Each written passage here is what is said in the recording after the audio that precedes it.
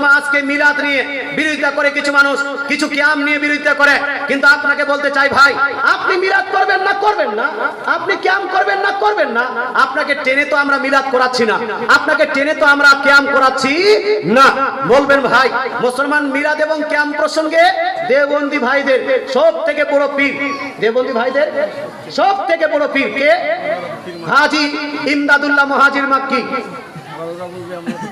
এই মানে না, কে বলছে? কাসিম নানুদ্দিকে পীর মানে, আশরাফ আলী থানভীকে পীর মানে, কে বলছে মানে না? মানে এটা হলে মানুষকে, পাবলিককে ধোঁকা দেওয়ার জন্য।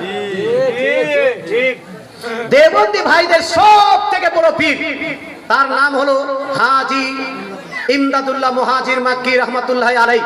আমরাও তাকে সম্মান করি, আমরাও তাকে সম্মান, আমি কাউকে গালি দিচ্ছি না বাবা, কিন্তু আমি আপনাকে বলতে চাই হাজী ইমদাদুল্লাহ মুহাজির মাক্কি আশরাফ আলী থানভীরও যিনি পীর।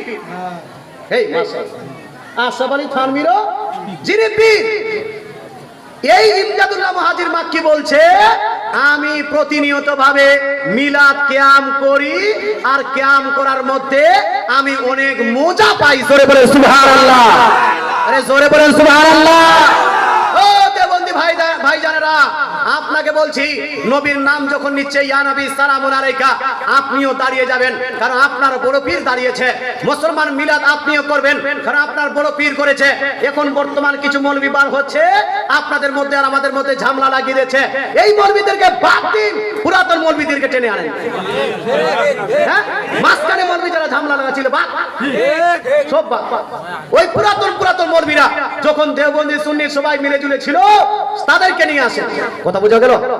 আর এখন বর্তমান এটা বেদাত, ওটা বেদাত, যা করিস তা বেদাত হয়ে যায়।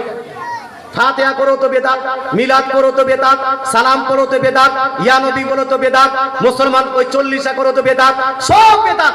তোমার 14 খানদান এই সব বেদাত করে করে করে করে মারা গেছে। এখন বেদাত বলতে একটু লজ্জা করা উচিত মুসলমান। যাই হোক ভাই, আপনাদের বলতে চাই, গালি দেওয়ার উদ্দেশ্য নয়, তবে আপনাকে বলবো যদি অরিজিনাল কিতাবগুলো দেখেন, অরিজিনাল কিতাব সমূহে আপনি সব জায়গায় মিলাদ কিয়াম 40 চারম তিজা ফাতিহা, তারপরে ইয়া নবী সালামুন আলাইকা, তারপরে মৃত ব্যক্তির জন্য দোয়া খায়ের, তারপরে কবর জিয়ারত সব পাবেন। এই পরে এই যে 8-10 বছর ধরে এই ঝামেলাটা শুরু হয়েছে। যদি আপনারা জান্নাতে যেতে চান, যদি রাসূলের সাচ্চা পাক্কা আশিক হতে চান, তাহলে সুন্নিদের মতো সবাই বলুন কোরআন হাদিস যেই দিকে আমরা আছি, সেই দিকে দয়ার নবী যেই দিকে আমরা আছি, সেই দিকে কিয়াম চলছে, আগামীতেও চলবে না চলবে না? এই মিলাদ চলছে, আগামীতেও চলবে না চলবে না? বাপ মারা গেলে, মা মারা গেলে তিজা 40 চারুম চলছে, আগামীতেও চলবে না চলবে না?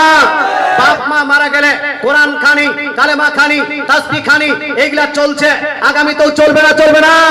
এরা না মরলে শুধরাবে না, না মরলে শুধরাবে না। যখন মরে যাবে তখন মরার পরে দেখবে আমি তো সব বেদাত করে চলে এসেছিলাম, এখন তো আমার জন্য কেউ কলমা পড়ে না, এখন তো আমার জন্য কেউ কোরআন শরীফ পড়ে না, আমার জন্য কেউ কবর জিয়ারত করে না, আমার জন্য কেউ সাদকা খায়র করে না, আমার জন্য কেউ দোয়া করে না। যখন কবরে যাবে আর কেউ তার জন্য করবে না, তখন বুঝবে। মুসলমান আপনাকে বলতে চাই, কিন্তু মরার আগে শুধরে যাওয়ার দরকার আছে কি নাই? না মরার পরে যেমনটা করবেন এখন তেমনটাই আপনার সঙ্গে করা হবে। কামা তুদিন ও তুদান, যেমন আপনি করবেন তদ্রু আপনার সঙ্গে করা হবে। as you sow so shall you reap, जैसी करनी वैसी भरनी।